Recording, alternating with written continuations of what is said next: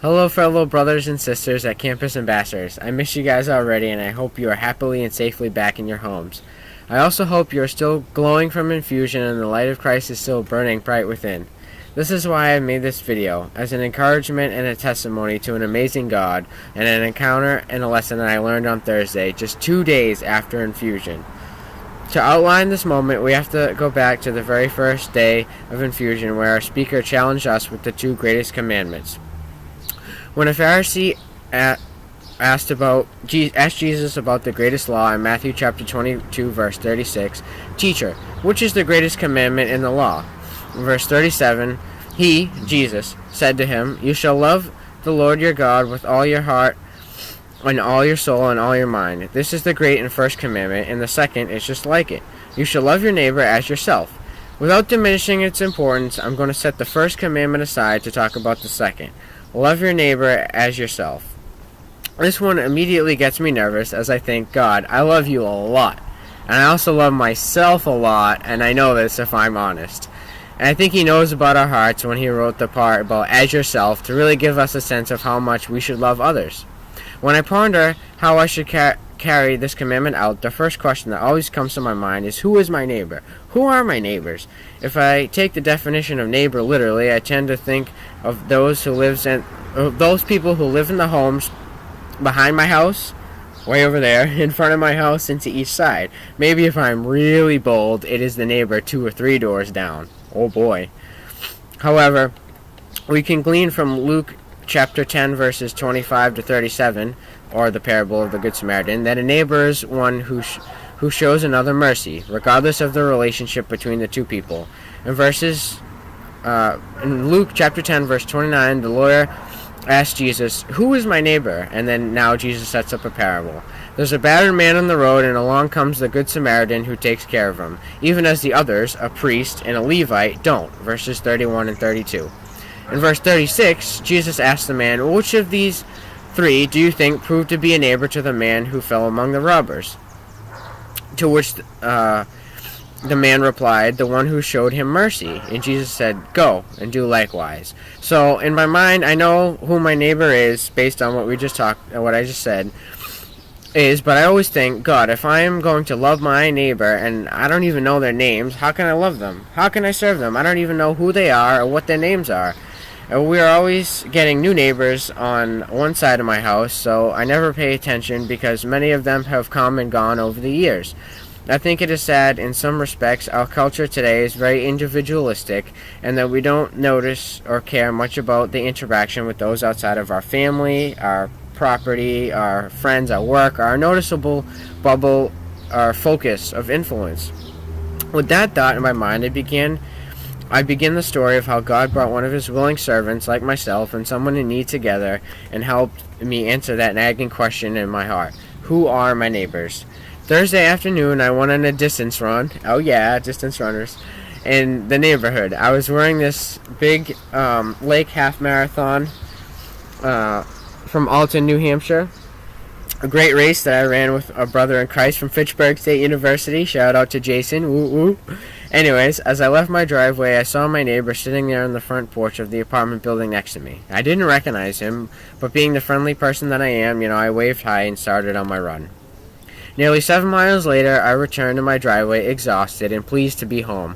As I stopped my running watch and walked up my driveway, I heard a voice call out to me from the porch next door. It was my neighbor. "Excuse me," he said.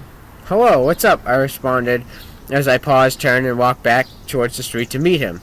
He said he was hungry and thirsty and was wondering if I could give him any food.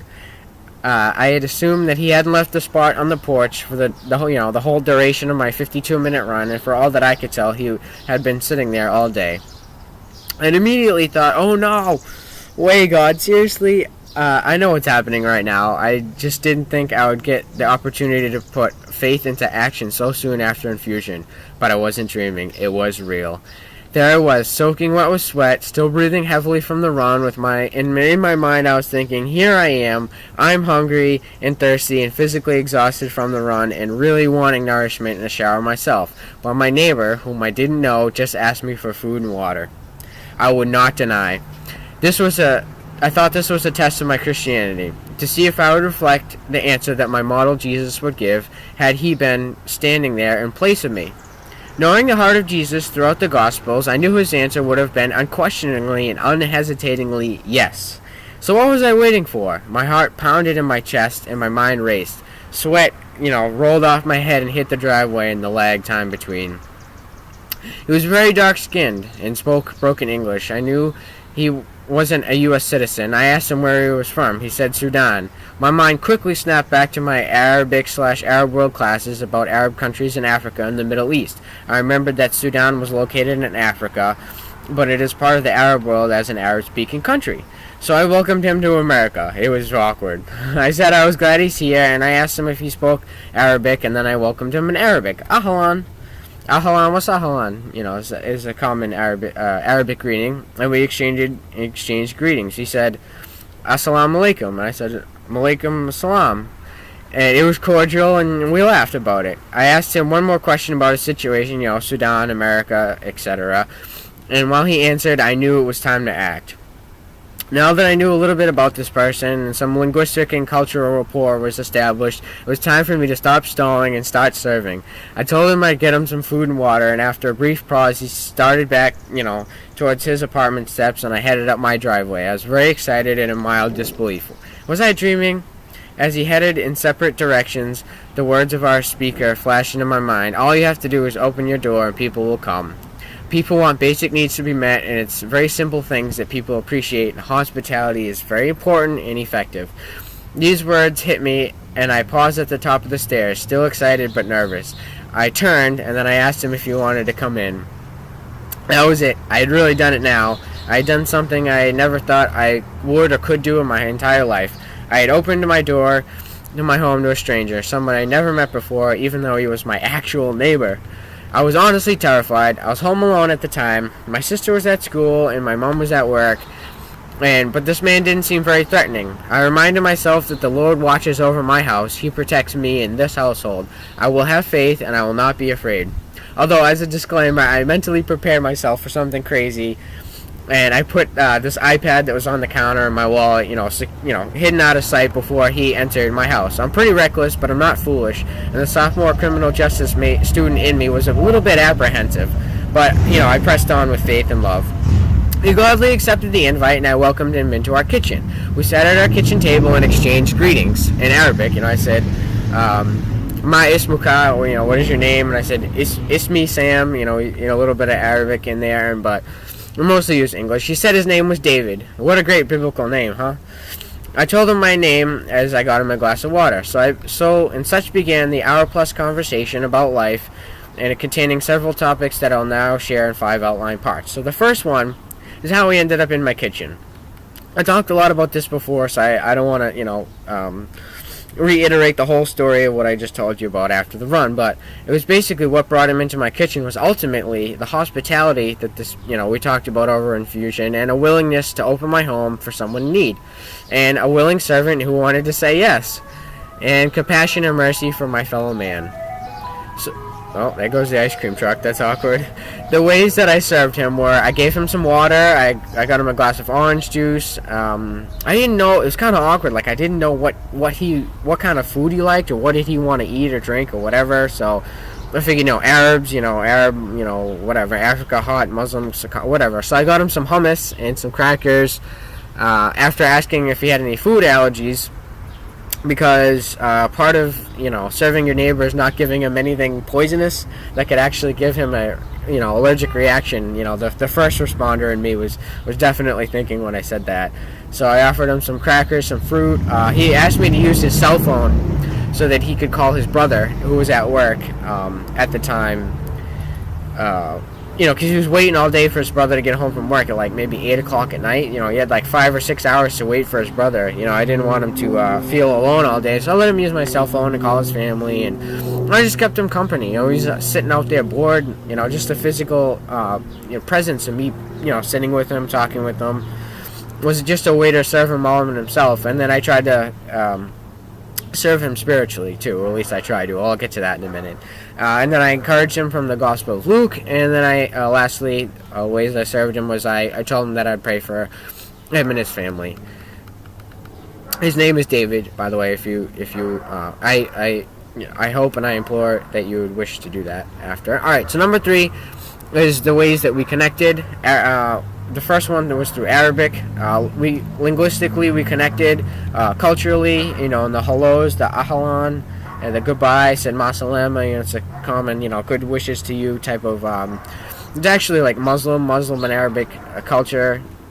We connected through, even though that we're both Christians. Actually, we just use that as a common linguistic element that actually definitely helped us build rapport. We both felt more confident after we did initially speak that little bit of Arabic. And the next one is Africa. I shared him with my experience from my mission trip in Senegal, Africa. I told him that I shared with him my experiences from the culture and that it's very friendly, charitable, and the whole community is very interconnected.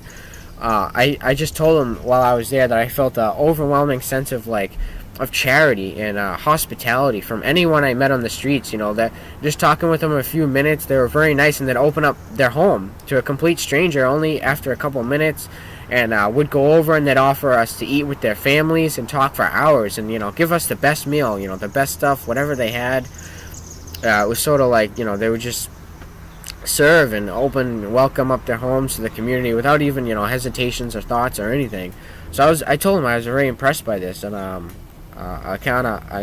admired their culture, and I thought we could learn many lessons from that. So we shared a little bit about Africa, because Sudan is in Africa, by the way, if you didn't already know that. I encourage you to quickly CIA World Factbooked it as I did, but anyways, I digress. Next thing we talked about was work. He told me about his cousin. He works at a farm in Bridgewater, etc. I told him I worked. And the next one was school. We talked about educations. He was going to school in Boston. Excuse me. And I told him, I'm going to school in Fitchburg. And although college is very expensive, by comparative standards, I told him, Fitchburg State University is an amazing, amazing state school that I love because it's a great education for super cheap money. But anyways, the next one was food. People always love to talk about food. Food's a good way to connect with anybody. First, we talked about. I asked him about. I shared with him the food that I ate in Africa. The national dish was yassa. It's like a fish with rice, and it's got some vegetables in there.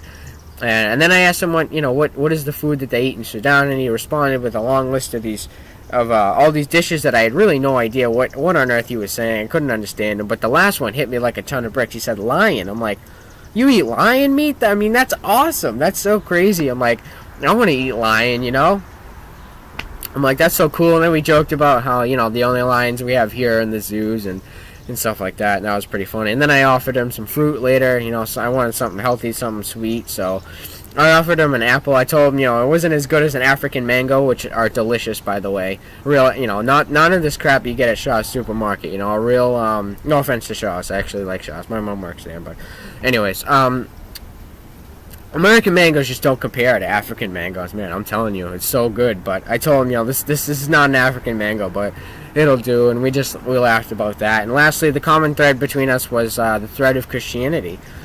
So that brings me to number 4, which was how God spoke during this visit. So God was honored when I took care of his physical needs.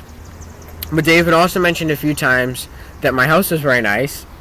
And I responded to him that God has blessed my family a great deal, so I try to give as I've received, and that means taking care of him. And then the next point I got is God spoke through a study of Luke about the Beatitudes and conflict. Daniel mentioned that he had lost a few members of his family to conflict in Sudan. According to him, Sudan is in the north was a prominently Muslim north, which is I looked at CIA World Factbook, like the government is sort of predominantly Islamic, so it was kind of oppressing and clashing with the Christian South Sudan, and the two countries are separate today.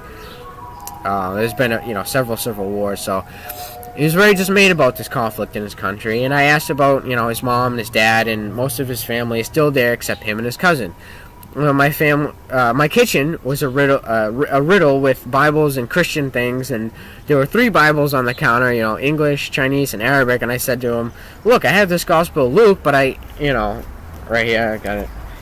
But I can't, thanks to the speaker. So I got this Gospel of Luke, and I offered it to him. And then, we had this, the English Bible. I couldn't read this one as well, but I got this one. So I offered him, I said, hey, I have this Gospel of Luke, and I can't read it that well. So I offered it to him, and I asked him to show me what it means. So then I took out my English Bible. We did a little study, showed me that the one word Allah, for God, applies to both the Christian and the Muslim view of the one true God, but the difference lies in Jesus and his position. Is he just a prophet, or is he the Son of God? I believe that he's the living God. We actually both believe that, but so I digress. But that is, just a little bit about what we spoke about, and then after that, I read a little bit to him from Luke chapter 6, verse 20 to 23. We talked about the Beatitudes. I said, chapter 6, verse 20, he lifted up his eyes on his disciples and said, blessed are you who are poor, for yours is the kingdom of God. Blessed are you who are hungry now, for you shall be satisfied. Blessed are you who weep now, for you shall laugh. Verse 22, blessed are you when people hate you, and when they exclude you and revile you and spurn your name as evil on account of the Son of Man. 23, rejoice in that day and leap for joy, for behold, your reward is great in heaven, for so their fathers did the prophets. And then lastly, 27 and 28, but say to you who hear, love your enemies and do good to those who hate you. 28, bless those who curse you, pray for those who abuse you. So when I spoke about what I learned from Africa, from the African youth group in Africa, that is these African Christians, and how they were chased out of Mauritania with just the shirts on their back for believing in Jesus, and how humbling that was to me as a comfortable and safe American in terms of practicing my faith. I tried to console him, and I told him that the reward for those who suffer like his family is great. I told him that I would pray for his family, and he was pleased and comforted by this. So number 5, it brings me to the things I took away from this experience. The first one, and definitely the hugest, is our God is bigger than doubt and fear. I could have been afraid of what could happen with a random stranger in my home, but I decided to walk by faith and take the risk anyways. Trusting in the Lord, my God, is the protector of my household. He has blessed my home. Why not use it to bless others? Only after the fact, the CJ major in me thought, well, what would I do if he did enter my house and try something malicious? Would I fight? Would I run away? I tried to think back to the Intro to Legal Process class and the case law about self-defense.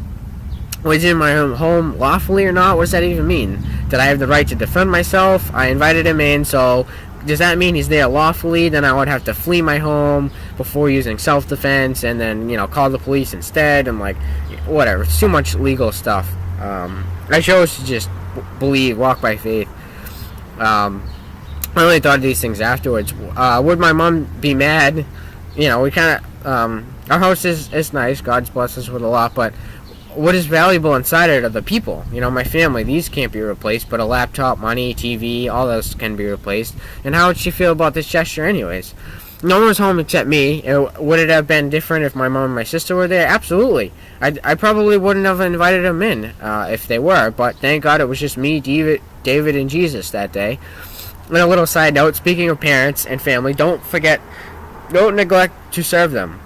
Excuse me. I can hear them both saying in my mind, yes, Sam, serving random people is great, but how about your chores? Did you do anything for me today? Am I serving my darling sister, as her brother, and I can't neglect such things, no siree. So, just continuing on that, one rational comfort I thought of afterwards, as well as he's from a country that's been riddled with conflict, 2 civil wars, probably wants to do everything in his power to stay here where he is safe from the conflict in his own country. In America, he can better serve his family, So the worst thing he could do is get into trouble with the American legal system, potentially resulting in fines or deportation. But I was thinking none of this when I simply made the decision, yes, God, I will serve. Proverbs 127:1 says, unless the Lord builds the house, those who build it labor in vain. And unless the Lord watches over the city, the watchman stays awake in vain. So the next takeaway I got from this is that faith is lived out in the real world, off the comforts of the couch. I like the excitement and the unknown, and I know God knows this. So when I pray dangerous prayers like, God, use me as your servant, he responds with the opportunity. Don't worry about what you're going to say. Just start the story, and God will fill in the blanks. Use your experiences, your passions, your knowledge for the glory of God, and bring heaven to this world as it is above. Some common elements among all people are education, family, and work. These are culturally universal to any language you're learning and culture you are entering. We talked about all three of these things actually as common threads. It doesn't have to be elegant or eloquent for it to be effective. 1 Corinthians 2 verses 1 to 5. Paul writes, "And I, when I came to you, brothers, did not come proclaiming to you the testimony of God with lofty speech or wisdom. For I decided to know nothing among you except Jesus Christ for him crucified, and I was with you in weakness and in fear and much trembling." Verse 4, "And my speech and my message were not plausible in words of wisdom," this is key, "but in demonstration of the Spirit and power." Verse 5, "So that your faith may not rest in the wisdom of men, but in the power of God." So, big takeaway is that you don't have to use speech or wisdom, but rely on the power of God to know what to say. There were many long pauses in our conversation, but I was okay with that. Half of it I knew was just sitting there and serving him as being a friend and in company. I prayed in those silences that the Holy Spirit would be welcomed and that it would tell me what to say, and so it happened. And we talked for what seemed like an entire hour, and finally he returned to his home. So the speaker is right. Just open your home and show hospitality to the poor. Simple and powerful. Lastly, God uses our unique experiences and skills that we have received by him and through him, and we use them for him. So to conclude, I want to return to the first of the two greatest commandments I mentioned in my introduction. Matthew 22, verse 37, "And he said to him, You shall love the Lord your God with all your heart, all your soul, and all your mind." I didn't mention this earlier, but without my love for God, I would not be sitting here making this video. I would never have gone to church, joined CA, went to Infusion, and would have never had compassion for others. I never would have desired to serve people all the time in whatever way I can. My world would still be population me, as it was before. I was a good person, but I really did things for my fellow man with pure intent. To benefit others was to benefit me in some end-about way. I would have offered David food, but definitely not my home. Definitely not the gospel, and I used to be atheist/agnostic, but God softened my heart.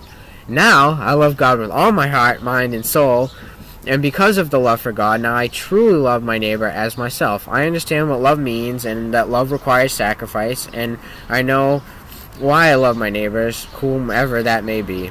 So I want to apologize, and I feel very bad for the delay in making this video. I left my home to go work on 3 separate occasions. I wanted money. I wanted to serve others, but it didn't feel right. I felt bitter in the midst of my service, burnt out, afflicted, and grumbling. A man truly can't serve 2 masters. I wanted to serve God and then serve my friends, but what I really was doing, and what I didn't want to do, but I ended up doing anyways, was serving money and then trying to serve my friends. Without love for God first, I had little to offer them except negativity. But the lesson had stuck with me, and had given me time to ponder these truths, his mercy and his amazing gracious power to redeem anything. To reflect, and it also allowed me to reflect on the events that took place in my house this week, and I was able to write something much more organized and better for God and for all of you. So this is my story. I hope you have enjoyed it, and I think faith should always be accompanied by good works, but for the right motives, though. That is the key. Tim Keller gave a great talk about, faith versus works and justification versus justice and, all that good stuff. The people in my social justice workshop, shout out, can attest to how clear and powerful Tim Keller presents this, faith versus works nexus. I encourage you to find it online and check it out. He wrote a book, Generous Justice, that helped me greatly. So I want to end by saying this. I love the opportunity God presented me with the other day. I was scared and uncomfortable, but I loved it. I've never done something reckless for God and regretted it, but I say that cautiously but confidently. And the leaps of faith bridged the biggest gaps. I'll say that again. The leaps of faith in my life have allowed me to bridge the biggest gaps. In a leap of faith, all these have allowed me to get to amazing and new places, but they still required me to take a leap. I'll never forget the Sudanese man named David that ended up in my kitchen one day, and I will keep him and his family in my prayers. I hope you will do the same. I love God and I love my neighbors. Thank you all for taking the time to watch this. I know you didn't have to take the 20-something minutes out of your day. I didn't have to make this, but I wanted to, and I hope this exciting story inspires you and gives you courage and hope. The atheists in my past life would have laughed in your face if you told them that I would do such a thing or create such a thing in the future. But I'm kind of like the Apostle Paul, and but there's something even crazier than this changed my life, and an even bigger upheaval of order, and that's the scandal of grace. His amazing, loving, scandalous, saving grace. It's awesome. My new favorite scripture, thanks to the social justice class, another shout out there, really spoke to me and going forward in my life as I continue my journey of faith in Jesus Christ. It is Micah chapter 6, verses 8. He has told you, O man, what is good. And what does the Lord require of you but to do justice, to love kindness, and walk humbly with your God. Thank you all and have a great week.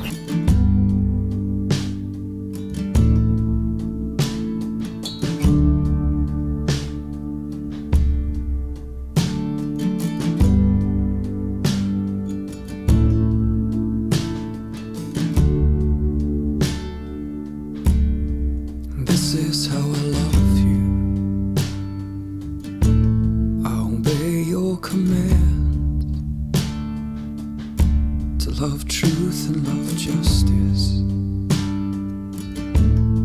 and my fellow man, to steady the weak and the hungry to feed, that Christ might be honored.